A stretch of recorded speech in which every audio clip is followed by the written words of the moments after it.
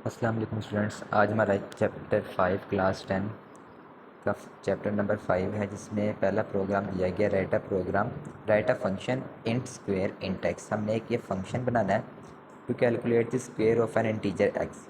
ये एक इंटीजर दिया गया होगा, उसका स्क्वायर फाइंड करने के लिए एक फ़ंक्शन बनाना है और उसको प्रोग्राम के अंदर इस्तेमाल करना है। तो उसका कोड कुछ इस तरह से होगा। सबसे पहले आएगा hashtag include studio dot H. उसके बाद एक और हेडर फाइल हमने ऐड की है hashtag include conio dot H. ठीक है।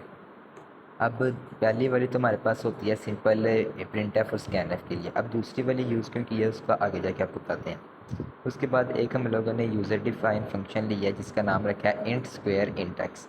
ठीक है। अब ये उसने मेरे को खुद गिवन के अंदर दिया था कि आपने जो बोल्ड करके लिखा हुआ है इंट स्क्वायर इंट एक्स, तो ज़ाहिर सी बात है फिर हम लोगों ने ये नाम रख दिया इंट स्क्वायर इंट एक्स। अब इसके अंदर जो स्क्वायर से पहले इंट लिखा हुआ है ये इसकी रिटर्न टाइप है। ठीक है। स्क्वायर उस फंक्शन का नाम है और जो ब्रैकेट के अंदर इंट एक्स लिखा हुआ है ये पैरामीटर है। पैरामीटर वो वैल्यूज़ होते हैं जो हम लोग किसी फंक्शन को एज एन इनपुट देते हैं। उसके बाद अब इस फंक्शन के अंदर क्या आएगा, हमें रिटर्न में क्या मिलेगा, एक्स मल्टीप्लाई बाई एक्स। यानी कि हम लोग इसके अंदर कोई भी वैल्यू गिवन करेंगे तो हमें उस नंबर को उसी के साथ मल्टीप्लाई करके रिटर्न आंसर कर देगा, यानी कि उसका स्क्वायर करके हमें गिवन में दे देगा।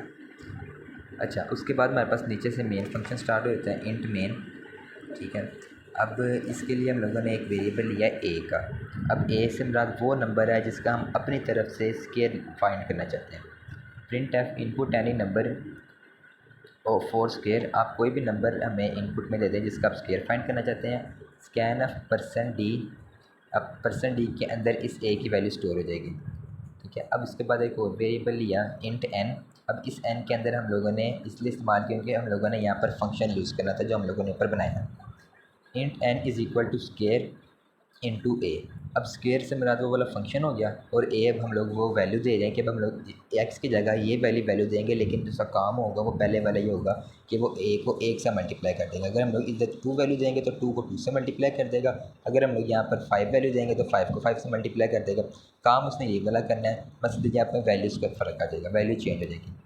अच्छा, प्रिंट एफ लास्ट पे the square of percent D is percent D. अब इस पहले परसेंट डी के अंदर ए की वैल्यू आएगी। ठीक है, जैसे हम लोगों ने गिवन में इनपुट में दी है, और अगले वाले के अंदर ये वाले एन की वैल्यू आएगी जो कि यहाँ से हमारे पास फाइंड होगी। ठीक है। अब इसको लगा के रन करके देखते हैं कि हमारा प्रोग्राम किस तरह चलता है।